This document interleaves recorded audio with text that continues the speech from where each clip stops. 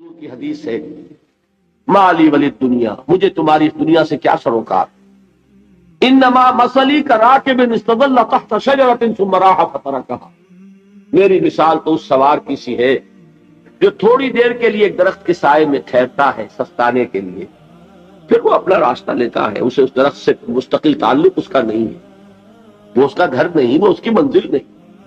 اسی طرح یہ دنیا میرا گھر نہیں ہے۔ اب دیکھیے ہم کہتے ہیں انا للہ و انا الیہ راجعون، ہم تو مسافر ہیں، ہم اللہ کے پاس سے آئے، اللہ کی طرف ہمیں لوٹ جانا ہے۔ کن فی الدنیا کانک غریب و عابر سبیل، حضور فرماتے ہیں دنیا میں ایسے رہو جیسے کہ تم اجنبی ہو یا راہ چلتے مسافر۔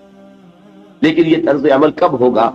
جبکہ یہ آیت ہمارے ذہنوں کے اندر بیٹھ گئی ہو، والعصر ان الانسان لفی خسر الا الذین آمنوا وعملوا الصالحات وتواصوا بالحق وتواصوا بالصبر۔ یہ ہے اصل بات جو میں نے عرض کیا تھا کہ میں بتاؤں گا صحابہ کیوں ایک دوسرے کو یاد دلاتے، اس لیے کہ دیکھیے جیسے برف باری اگر ہو رہی ہو، آپ باہر نکلیں گے تو برف آپ کے کپڑوں پر جم جاتی ہے نا، تو آپ جھٹکتے ہیں کپڑوں کو تاکہ برف پڑ جائے۔ ہمارے ایمان پر اس دنیا میں رہتے ہوئے جب ہم متاثر ہوتے ماحول سے تو گردہ آ جاتا، برف پڑ جاتی، اس کو جھٹکتے رہنے کی ضرورت ہے، اور وہ جھٹکنے کی بہترین اور مؤثر ترین شکل یہی ہے کہ یاد رکھو کامیابی ان چیزوں سے نہیں ہے۔ چمک دمک جو ہے دنیا کی، یہ ساری چمک دمک جو تمہیں رجھا رہی ہے، جو تمہیں اپنے اندر گم کیے ہوئے، یہ لفظ گم پر اقبال کا وہ شعر یاد آ گیا کہ کافر کی یہ پہچان کہ آفاق میں گم، اور مومن کی یہ پہچان کہ گم اس میں ہے آفاق۔ تم گم نہ ہو کر رہ جاؤ، اس میں مبہوت نہ ہو کر رہ جاؤ، مرعوب نہ ہو کر رہ جاؤ، دنیا ہی کی محبت تمہارے اوپر ڈیرے نہ ڈال دے، تمہارے دلوں کے اوپر مسلط نہ ہو جائے۔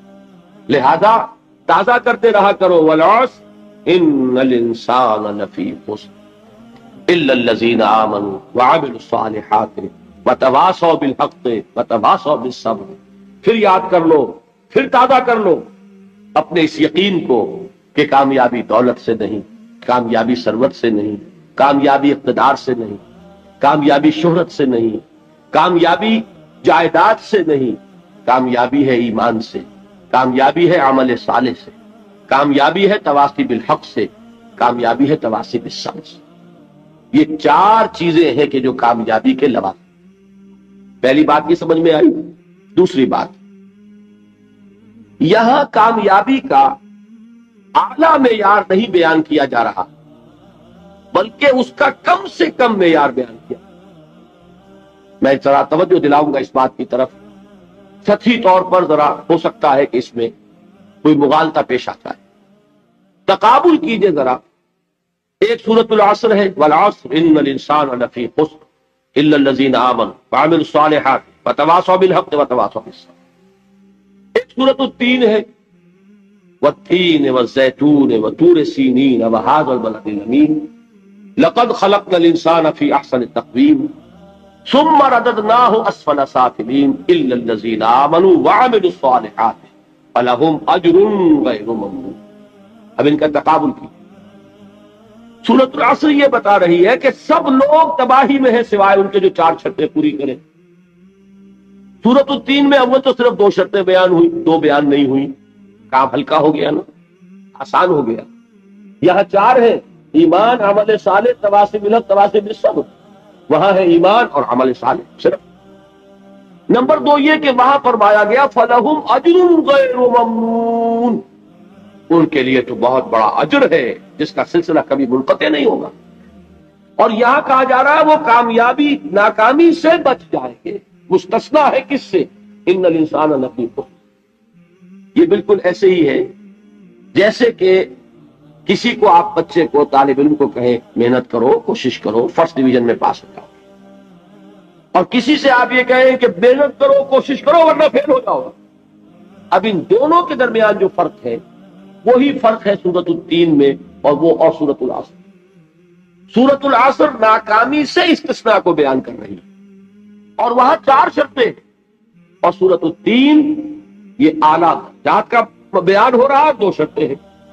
اس کو قرآن مجید کی اصطلاحات سے بھی اللہ کرے کہ آپ واقف ہو جائیں. ایک کو ہم کہیں گے کہ ایک پر انذار کا رنگ ہے اور دوسرے پر تبشیر کا رنگ. یہ دو الفاظ بارہا آپ نے پڑھے ہوں. سورہ بنی اسرائیل میں فرمایا حضور سے مخاطب ہو کر وما ارسلناک الا مبشرا ونذیرا، اے نبی ہم نے نہیں بھیجا آپ کو مگر بشارت دینے والا اور خبردار کرنے والا بنا کر. سورہ کہف میں جمع کے صیغے میں آیا وما نرسل المرسلین الا مبشرین ومنذرین، ہم نہیں بھیجتے رہے اپنے رسولوں کو مگر مبشر اور نذیر بنا کر. حضور کے بارے میں فرمایا انا ارسلناک شاہدا ومبشرا ونذیرا. جمع کے صیغے میں سورہ نساء میں فرمایا رسلا مبشرین ومنذرین لئلا یکون للناس علی اللہ حجۃ بعد الرسل وکان اللہ عزیزا حکیما. ایک ہے ابشار بشارت دے، ایک ہے انذار خبردار. اور آپ کو معلوم ہے کہ کسی بھی تربیت کے اندر ان دونوں چیزوں کی ضرورت ہے. کبھی ایسا ہوتا ہے کہ ڈانٹ ڈپٹ کی ضرورت پیش آتی، دھمکی کی ضرورت پیش آتی، بات آ جاؤ اپنے رویے کو درست کرو ورنہ پکڑ ہوگی سزا ملے گی. کبھی آپ شاباش دیتے ہمت کرو، تمہارے اندر صلاحیت ہے، مایوس نہ ہو، ہمت تمہاری کیوں جواب دے رہی ہے، تم بڑے ذہین ہو، کرو، بڑے اعلیٰ درجات ملے. قرآن مجید میں یہ دونوں رنگ ہیں جو اختیار کیے، ایک تبشیر کا رنگ ہے، ایک انذار کا. سورۃ العصر میں انذار کا رنگ ہے، خبردار تمام انسان ہلاکت اور بربادی کا نوالا بننے والے ہیں سوائے ان کے جو چار شرطیں پوری کریں. الا الذین آمنوا وعملوا الصالحات وتواصوا بالحق وتواصوا. تو معلوم یہ ہوا کہ یہ کامیابی کے جو منیمم پری ریکویزٹس، مجھے کہا گیا کہ انگریزی کے الفاظ کا فوراً ترجمہ کر دیا کرو، اور میں کر دیتا ہوں. اصل میں مغالطہ آپ کو یہ ہوتا ہے میں ترجمہ کہہ کے نہیں کرتا، لیکن اس کے بعد میں فوراً اردو کا مترادف جو ہے وہ لے آتا. لیکن میں یہ اس لیے استعمال کرتا ہوں انگریزی اصطلاحات، جیسا کہ میں نے عرض کیا تھا کہ میرے اصل مخاطب ہے جدید تعلیم یافتہ لوگ، اور جدید تعلیم یافتہ لوگوں کے کمیونیکیشن جو ہے، ابلاغ، وہ ان انگریزی اصطلاحات کے ذریعے سے زیادہ بہتر اور صحیح تر ہوتا ہے، ورنہ وہ بات سمجھے گے نہیں. اسی لفظ ابلاغ کو وہ نہیں سمجھیں گے اور کمیونیکیشن کو سمجھ لیں گے.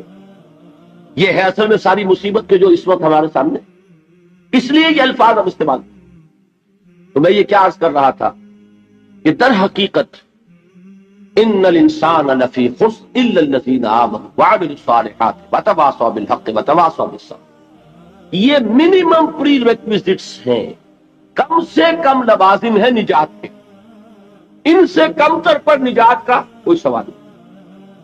اس لیے کہ قسم کھا کر اللہ فرما رہا ہے، زمانے کی قسم ہے، تمام انسان خسارے میں ہے سوائے ان کے جو چار شرطیں پوری کریں.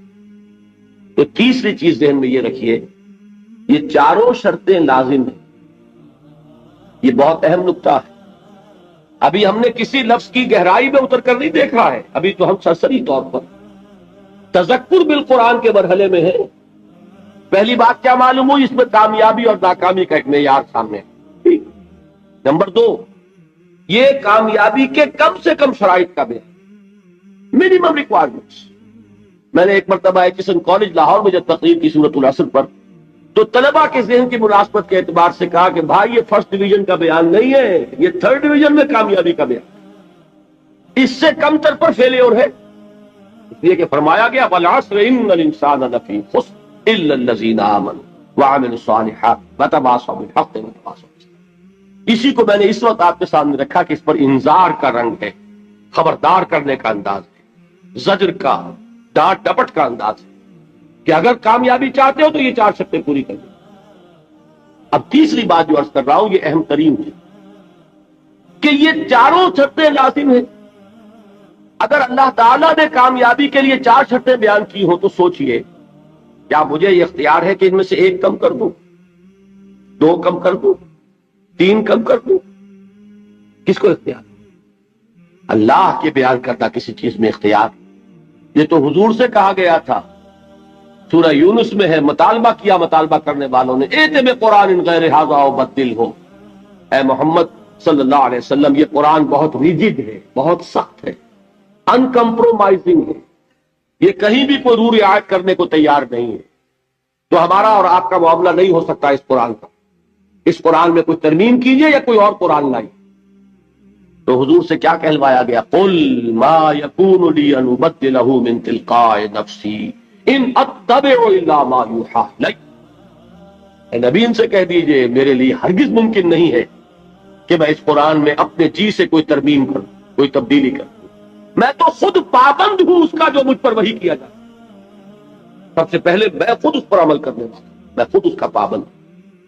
تو غور کیجئے، قرآن بیان کر رہا ہے کہ 4 شرطیں ہیں نجات کی، اور آپ کے دل میں یہ بات بٹھا دی گئی ہے کہ صرف کلمہ گو ہونا نجات کے لیے کافی ہے، صرف ایمان سے نجات ہو جائے. یہ بات جو ہے ذہن میں رکھیے، ایک نجات وہ ہے جو ہزار برس تک جہنم میں کوئلہ بننے کے بعد نجات ہو. میں اس نجات کی بات نہیں کرتا. وہ نجات تو ملے گی یقیناً.